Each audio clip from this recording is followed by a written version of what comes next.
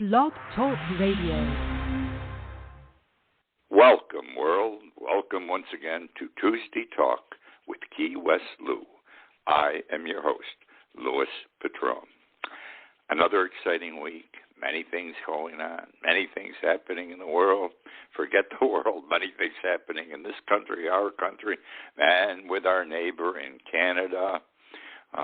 Trump's in deep, I won't use the word trouble, based on his tax returns and financial statements. That broke today, and we'll be talking about that. We're going to be pretty well limited today. We're not going to go so much to Europe. We're going to be in Ottawa. We're going to be in Havana. But otherwise, we're going to be in the United States, New York City, Florida, Key West, Indiana, and Mar-a-Lago. So let's start with what broke today. This is breaking news. Has to do with Trump, his tax returns, his financial statements to banks. It's catching up with him. We have known for several years, if not many years, even before he was a politician, that the man inflated his financial statements to banks to get more money. And on the very same properties where he inflated the figures, that same year, probably within a month sometimes, he knocked the figures down on his tax returns so he'd have less taxes to pay. Well, that is against the law, ain't no question. And who knew if it was ever going to catch up with him, but apparently it is, okay? Now what's happened is this. Trump has had the same accounting firm for the years 2011 to 2020. 2011 to 2020. May have had them for other years, but these are the 10 years that we are concerned with tonight. And the company is Mazaros USA. Mazaros USA. They have been his CPAs. Let me tell you something. Having been a businessman of sorts, practicing law, my firm was very busy.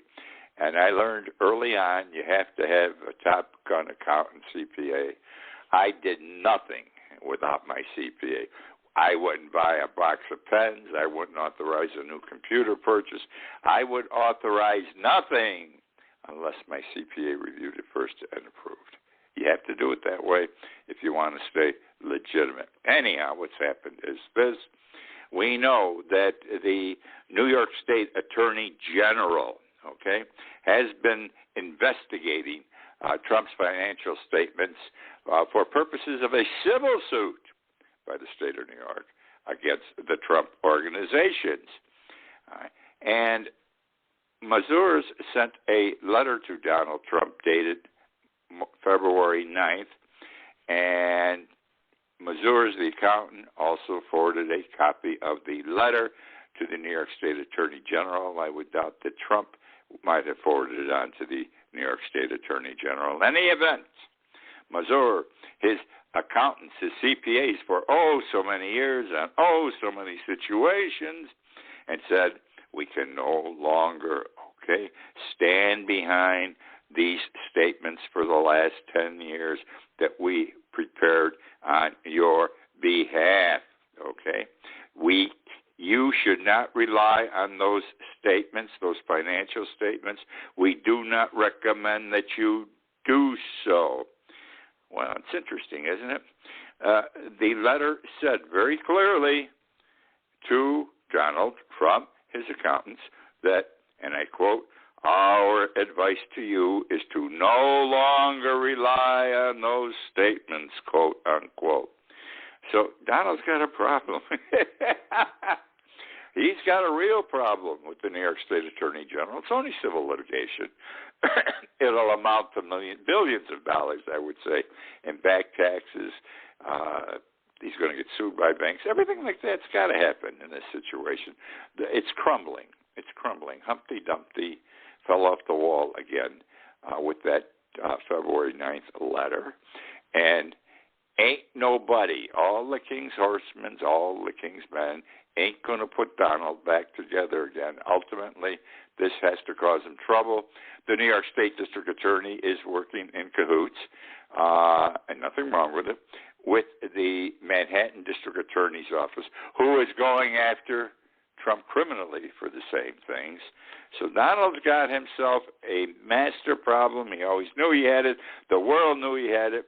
But we never got a hold. The world never got a hold of his financials. Now, if somebody's got him, because the CPA wouldn't have written the letter he did on February 9th. And, the wall, he fell off the wall. I don't think he's going to be able to get back on. I want to talk to you about an interesting article by Bess Levin in Vanity Fair. My friends, I recommend Bess Levin to you. She writes a column every week in Vanity Fair. Absolutely outstanding investigative reporter. I quote her often in this show. I quote her often in my daily blog. Newest thing that came out, article this week titled, Ron DeSantis, he's our governor here in Florida. He's the guy who wants to be president if Trump doesn't get it, and he's in line, and he may get the nomination. He is worse than Donald Trump. The man is demented, I kid you not. Now, she said, and I quote in the title, Ron DeSantis signals he'd be open to making Florida an anti-gay hellhole. In other words, he has come out, in effect, and said, I am anti-gay. How can anyone say they're anti-gay in this day and age? I mean, gays can get married in many states, same-sex marriage. And I'll tell you this, my generation's a different story. I had to learn to not be gay, but I'm 86 years old. Once I came down here to live, it was gone being anti-gay. Everybody's the same, I learned. But that was 30 years ago. But it's well known that people in their 20s and 30s today, they don't care if a person's gay. They were delighted that homosexuals could get married, same-sex, same-gender marriages.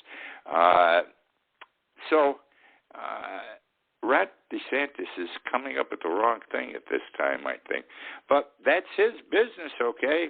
Especially, down in South Florida here, we have Key West, which is a gay community. Not as gay as it was when I first arrived 30 years ago for a number of reasons, but still gay, ain't no question about it. And then you got Miami, my God. Fort Lauderdale's got even more. So what the hell is he doing? He's going to lose a lot of votes. Anyhow, he has a bill that is going through right now the legislature, and it's called, in popular terms, Don't Say Gay Bill. And basically what we are talking about is he does not want, he wants a ban on talking about gender identity and sexual orientation in Florida's primary schools. That's stupid. It's a part of society. It's a part of life. Got to talk about it. Schools are to educate our young. You might as well educate them. It's a fact of life that this is legal. What about the children who are going to be in primary school and their parents are gay, homosexual, and they're married?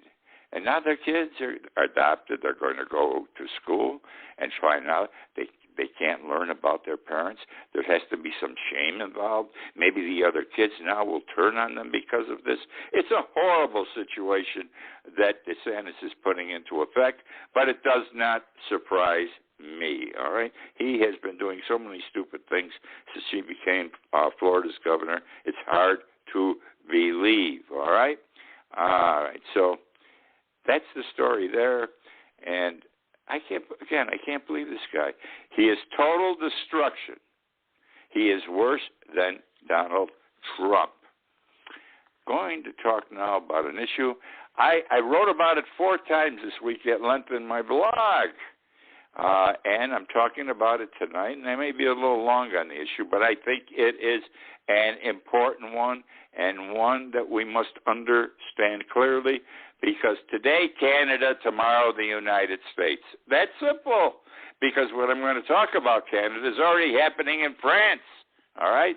And in some, I think, Germany and some other countries. It happened in Australia, Okay, in Australia, New Zealand, all at the same time about 2 weeks ago. It broke the same weekend. So there's something going on here. What am I talking about? I'm talking about the Canadian truck convoys, the tractor trailers blocking the roads, Canadian highways at the Ambassador Bridge, okay, which connects the United States and Canada. Understand, my friends, that the United States' greatest commercial partner, trading partner, is Canada. And Canada's greatest trading partner is the United States. And these tractor trailers started off in Ottawa, as you well know, and they blocked the main streets in Ottawa. I mean, completely across width. Cars couldn't go up and down, only the tractor trailers. And tractor trailers are those big things, okay? And they left them there. And these guys would stay up all night, blowing their horns, raising hell. And the interesting thing about this started in Ottawa was they said they were doing this.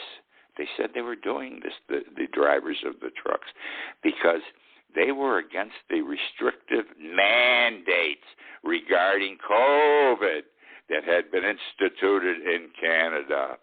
They were primarily against mandated vaccines. Mandated vaccines. Let me tell you why this is interesting. I'm laughing as I say it. 90% of the people in Canada are vaccinated. You heard me. Canada right away took the vaccinations. 90% of the people in Canada are vaccinated. We don't even have it here. Where are we up to 64% now? They respected, they understood they had a problem, they dealt with it, and nobody had to break their arms. But in some instances, they were mandated, and they are opposed, these truck drivers now, to mandated vaccines when 90% of the country's vaccinated. They must have become aware of the error of their ways, because within a week they had changed the name. They weren't against anymore mandated vaccines directly. The issue now was freedom. And so they relabeled their effort the Freedom Truck Convoy. Right. Now, some of the things that happened, I'm going to be jumping around a little bit because there's so much that happened here. First thing you must understand, the type of country, the type of nation Canada is. I was fortunate to be able to do business with Canadian people. I also made friends, and I used to go up there to socialize. Different breed from us, different breed. Many of them come down here during the season. I made friends with them. I would go up to visit them in Canada in the summertime. Totally different world. Canada, land-wise, is larger, much larger than the United States. Population-wise, it is much smaller. Canada isn't the military power in any possible way, in any comparison to the United States, and they know this. We're the big brother, and they respect their position, and they understand it. They are very humble when they talk about us. They show the greatest respect for the United States and American citizens, whether it be at the checkout counter in the supermarket, behind the meat counter, in the drugstores, getting gas. Everyone I met, the people I did business with, the people I didn't, the social people, it was all terrific. And I felt bad because they were saying, in effect, we are inferior to you, but we understand it, and we don't mind it because it's a fact. Anyhow, they also don't screw around. If something has to be done, the Canadian people do it right away. Whereas in this country, something happens, well, we go to court first. We don't bother dealing with it immediately. They go to court. We go to court. Then there's got to be an appeal, and there's this and that. In the meantime, the trucks would sit in the street for 18 years. I'm exaggerating, but you get my point. Well, Trudeau, the leader of Canada, wasn't going to put up with this crap, nor were the Canadian people. And these were Canadian truck drivers, by the way. We'll differentiate in a few moments. And there's an old law in Canada, was renamed around 1980, it's now called the Emergency Act. Never been enforced, never called upon ever. Trudeau has invoked the Emergency Act to deal with this problem with the trucks, tractor trailers. And very simple. Let me tell you what it covers.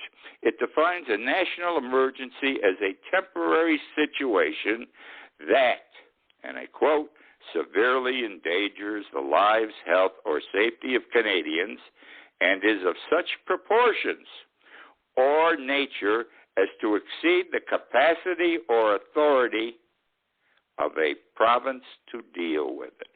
Now, when this thing first broke 2 weeks ago, the police chiefs around Canada said, we don't have the authority to deal with this. And I couldn't understand it. Police have the authority to deal with anything that's wrong. But in Canada, the laws don't work that way.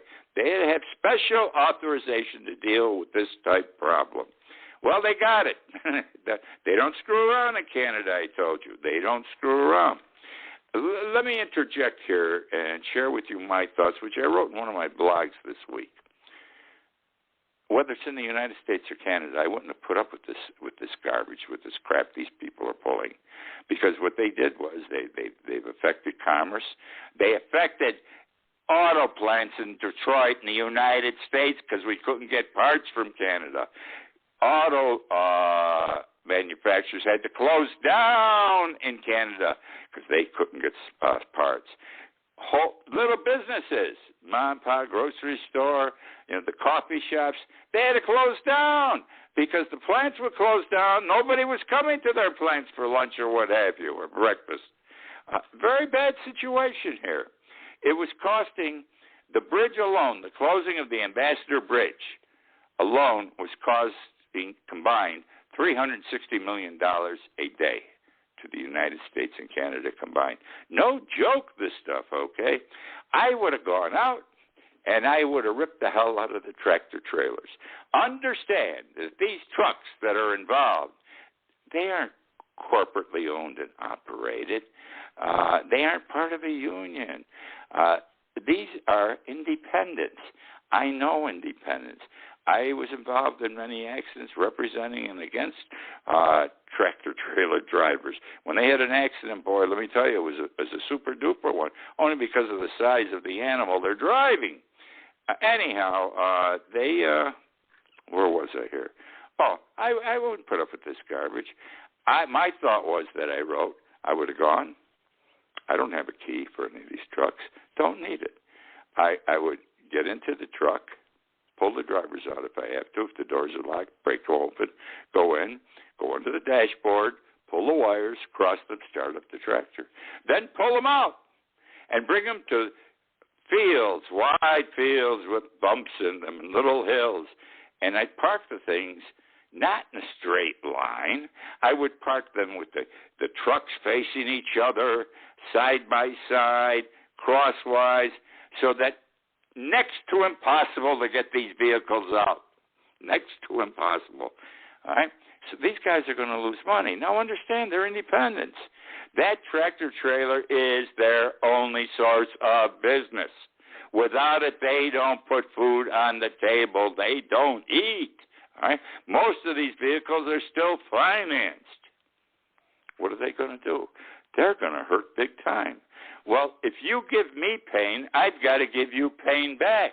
Think of the people in the auto factories. Think of the people in those peripheral businesses who are hurting, okay, and had to be laid off. Some of the plants closed. This is horrible. You hurt me, I'm going to hurt you back because that's the only way these people would learn. I don't know what the hell they were doing otherwise here, all right? So let them hurt financially. Well, what happened? Well, very simply, the laws, the authorization for the police to act were passed immediately, and the police, listen to what I'm going to say, were given the authority to, and I quote, sabotage the trucks. Sabotage the trucks, okay? Sabotage their heavy equipment. Well, that's pretty strong stuff, but we have a strong situation to deal with. Now, what did they do? Some of the things they did were quite interesting. in sabotage. I'm laughing. I shouldn't laugh. Someone's property's damaged, but it's true here. They sabotaged the excavators, the trucks themselves, those that were parked on not only public highways but on private land. Okay, by cutting wires to the vehicles. That's it. By removing filters in the vehicles. And this one really made me smile. They sprayed foam in the gas lines.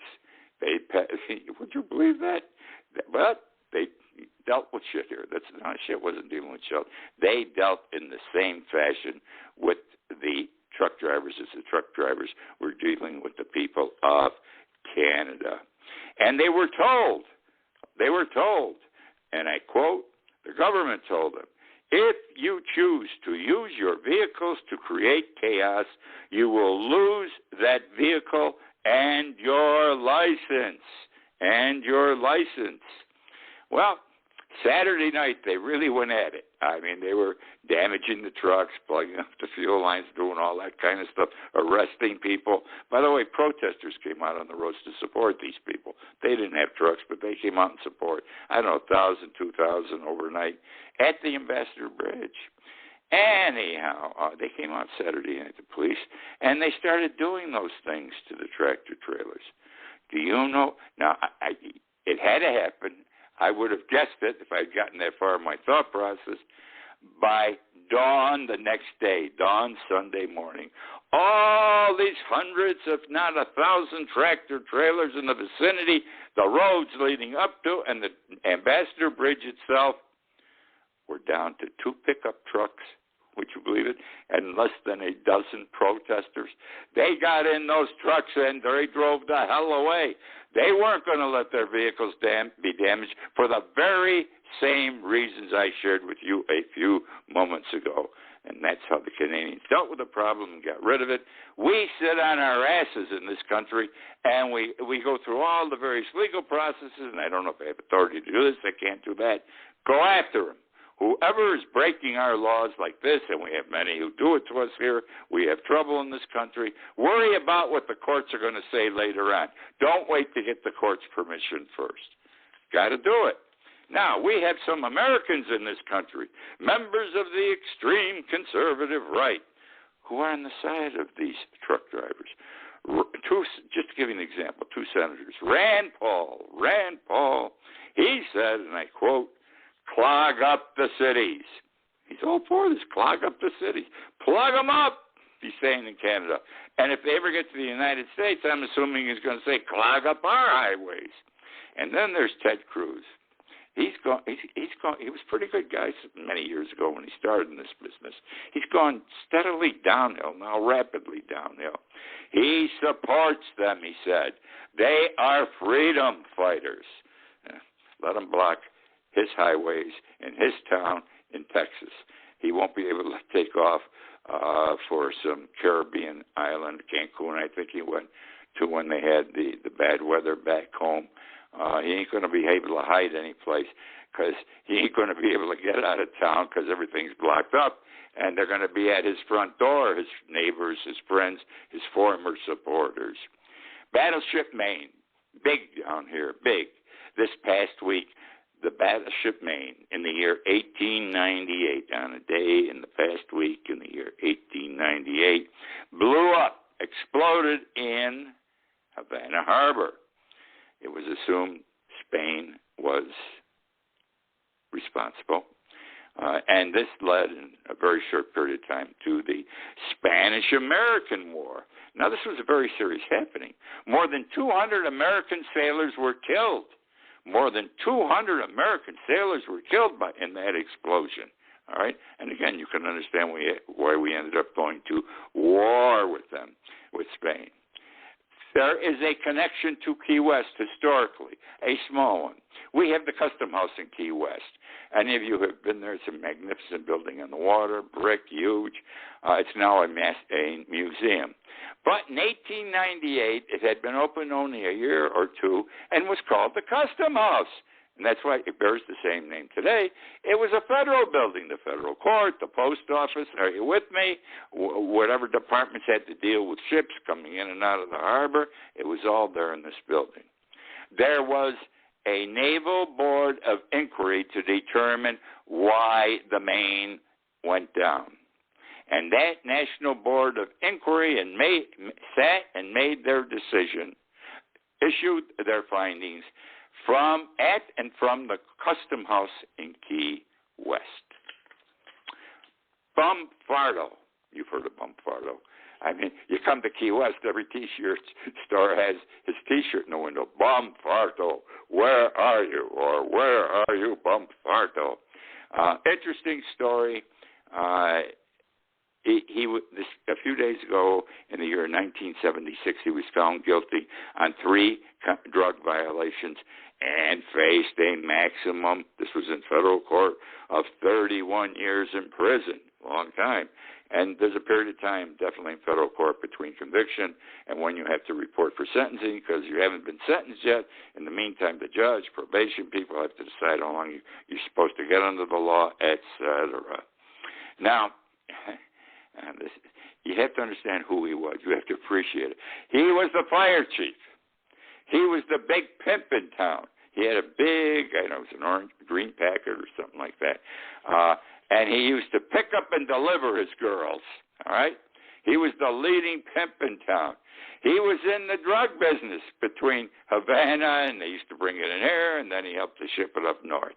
He was pushing illegal booze from the Caribbean through Key West.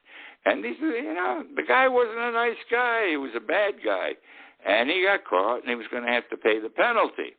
Eventually, several weeks from now, in the year 1976, he disappeared. He backed out of his driveway from his home. He was alone in his car.